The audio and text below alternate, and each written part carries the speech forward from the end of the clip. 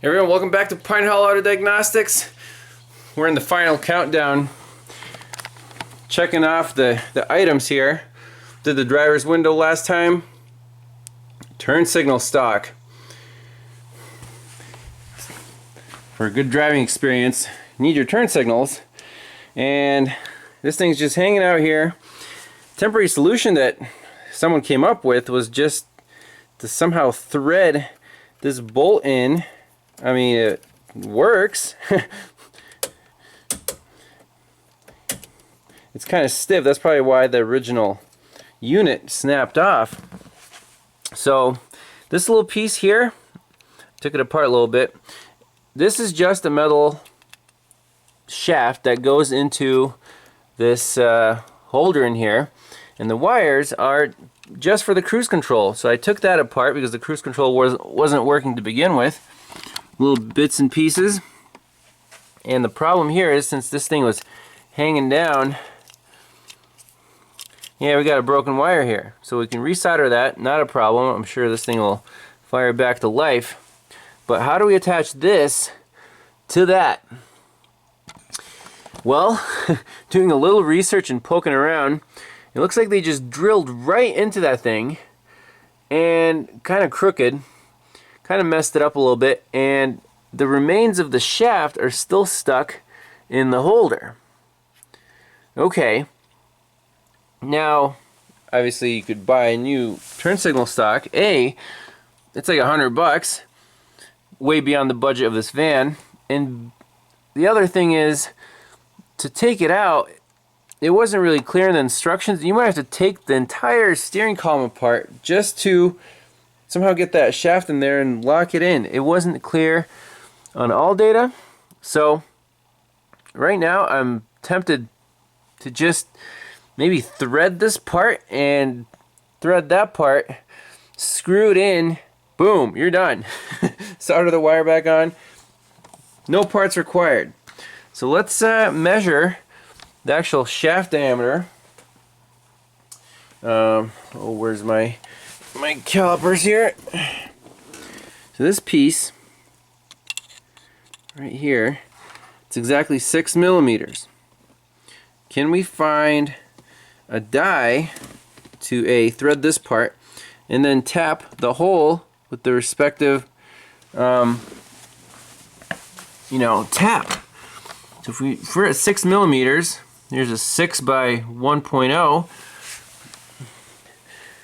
We can hold this and screw this on and make a thread on here. I mean, why not? Nothing to lose. Then we'll take the other half, the actual tap, the 6.0 by 1, and make the hole proper thread. However it goes in.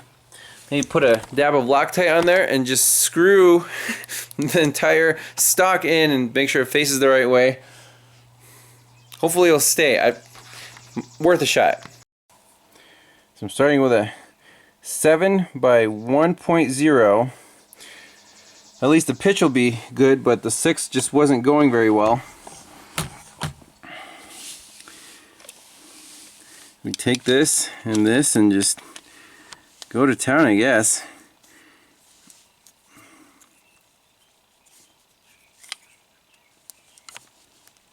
A little W40 on there and start cutting.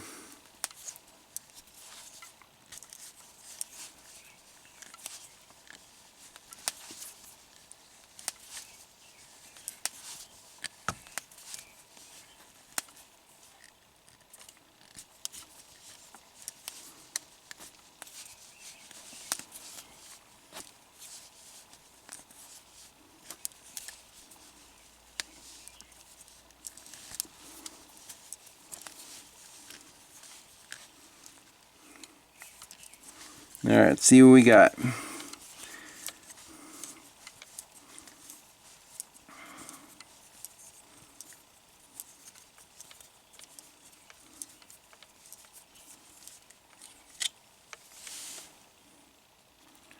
Well, it's a start.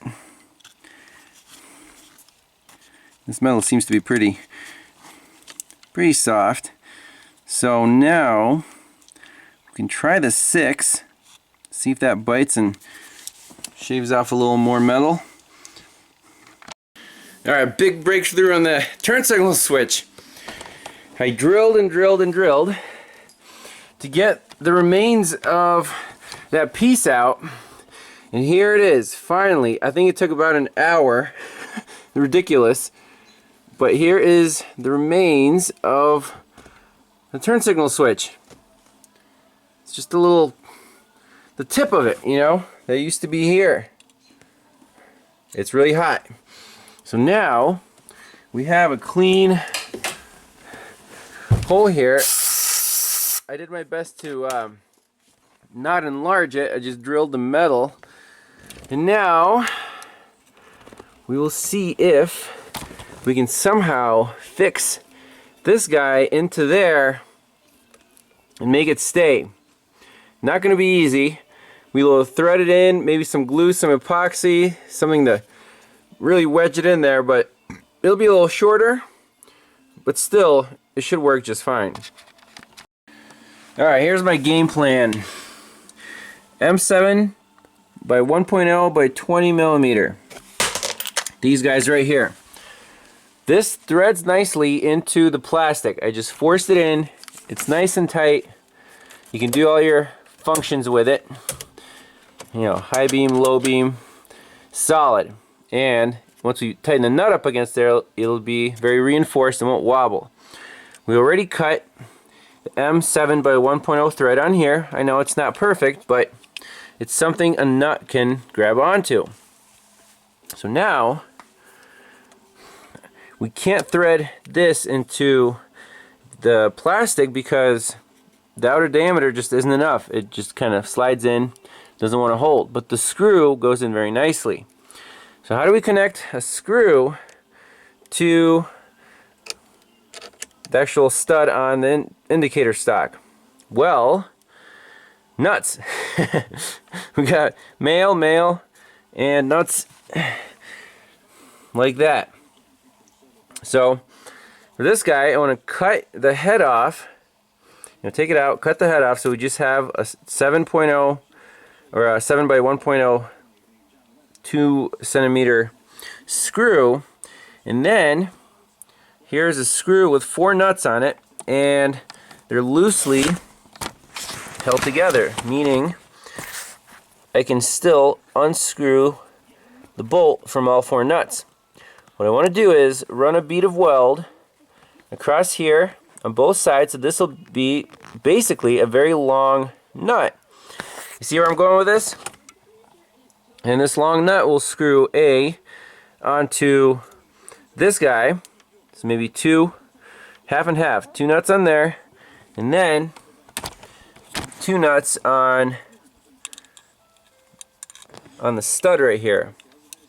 So that's about the length of that. Oh, it's kind of hard to show. Let's see here. Right there, about 2. Think it'll work? Tighten everything up, and then position it properly so this thing points towards the driver, and I think we can make it work. So on the workbench, we want to fabricate this extended nut. So just 4 nuts. I want to run a bead of weld just over top of those. The screw is aligning them, holding them together. So let's go for it.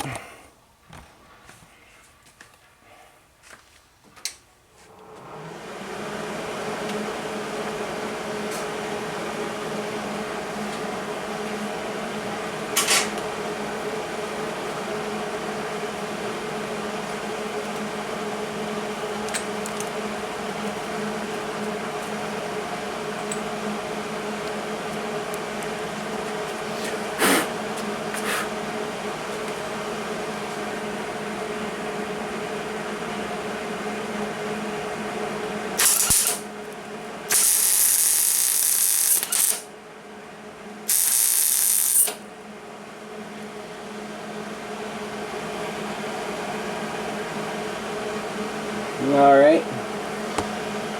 See, that's not too bad.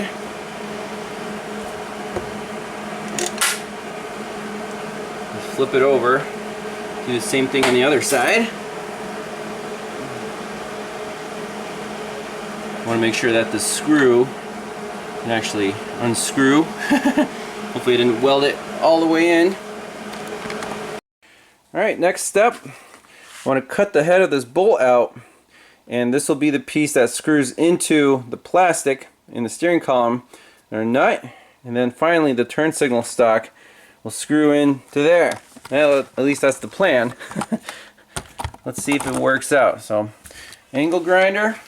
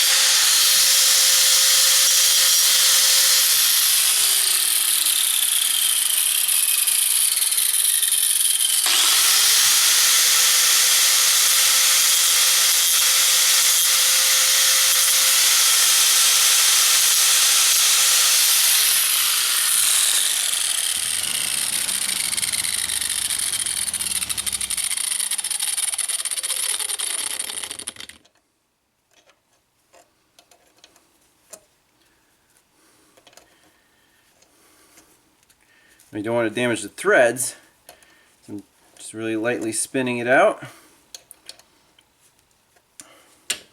And we actually don't need to take it out all the way because I want it halfway in there. I just want enough here to screw into the plastic, and then we'll see how far this goes onto the turn signal stock. Alright, so the turn signal stock I screwed into the nut, and now the stud is screwed into as far as it'll go, and that is a pretty good amount. We'll screw this right into the plastic in here and see if we can rotate it so it's proper orientation. Alright, here we go.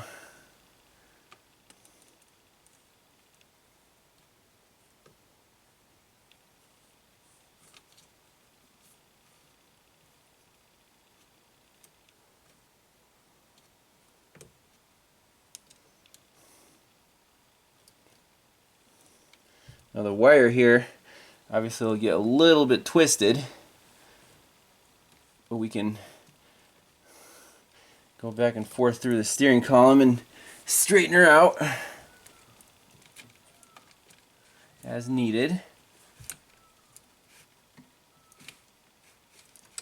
You want to twist this way.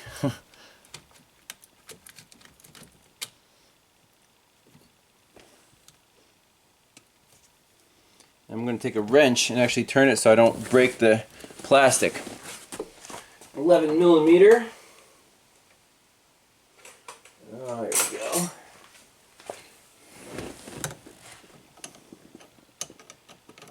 I think it's 11, yeah.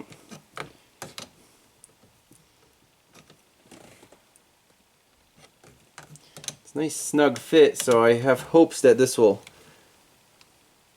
last a while.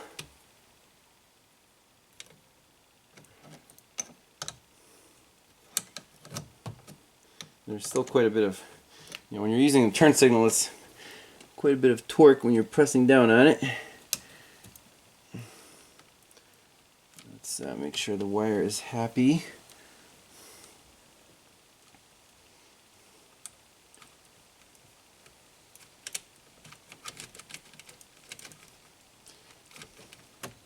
Don't want to strain the remaining wires too much in here.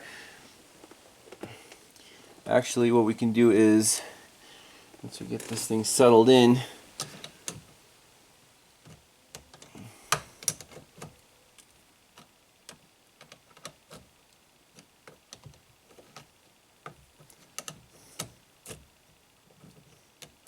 we'll get it nice and tight in there. Hopefully it'll all stay together. Well, here's the semi-finished product. Left, right, high beams. Seems to holding up. Now again, long-term reliability, not sure, but it seems tight, and as tight as it can be. So all we need to do now is take this piece out and solder that red wire onto there. Let's see here. Again, it's a little twisted, but we'll get this out, solder up that cruise control wire, make sure all the buttons work, and man, this works to be sweet. So the solder, a YouTube viewer just stopped by, coolest guy ever, Woody, and just retired, and he had his whole van with a James Bond like backpack with a propeller on it. It blew my mind. Anyways, like, Ivan, I got a present for you. Check this out. It's an electric soldering iron with a battery pack. Well, that's pretty cool. Push the button, it heats up extremely quickly to 300 degrees Celsius. Is that tip? Hot. Let's try this out on the Silhouette. I'm excited.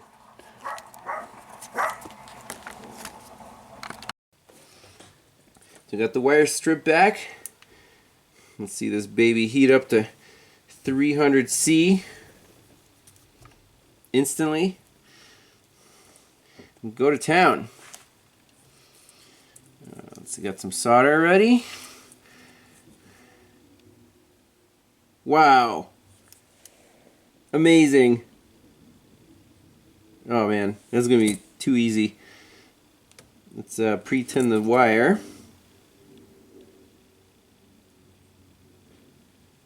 This is hotter than a butane. I can already tell. It's like instant meltage. And we're just gonna touch this wire and go boop. That's it. Boom. Done. Woody, thank you for the soldering iron. This is gonna be part of my field kit. For sure. The butane one has been kind of acting up, giving me some problems, so the Radio Shack one has served me well, but new tech, we put this thing to the test. Alright, so before putting all the kibbles and bits back on, I got the little switch put in here, I got the button on the end, and here's a little cover. There's off, on, resume. If you hold it, it's accelerate, and the set button, it's also the coast. So let's just see if we have the proper inputs to the PCM when we push all these buttons. Engine, codes and data,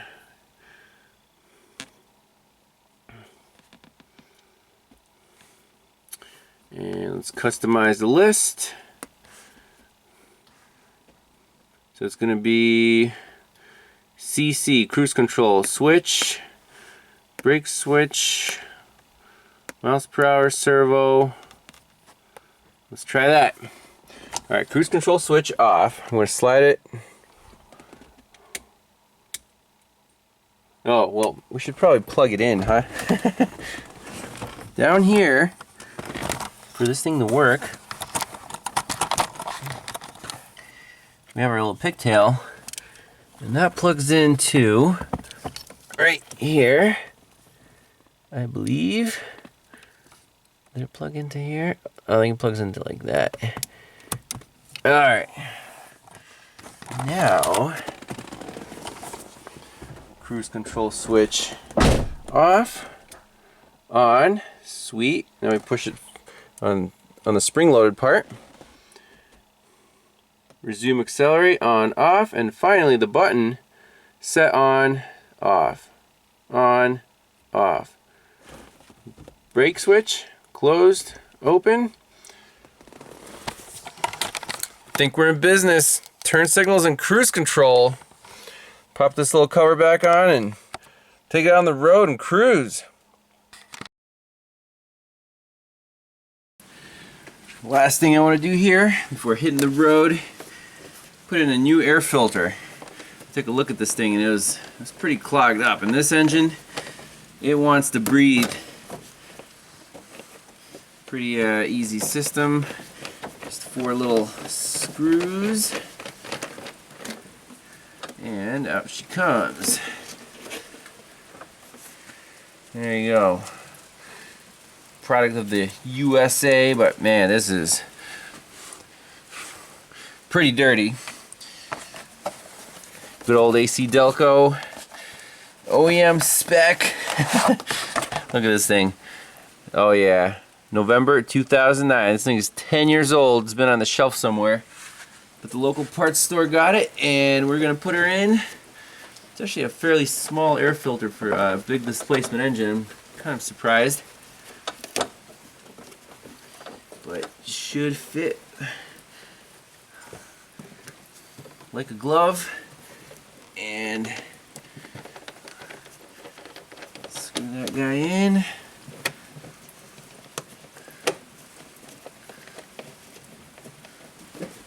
Sweet.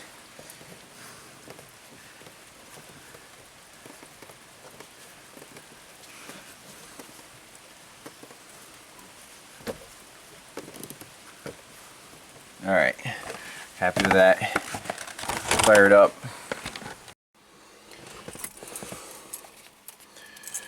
Pretend this is 1992 and you're driving this thing off the showroom floor. Probably starts just as well. There we're going.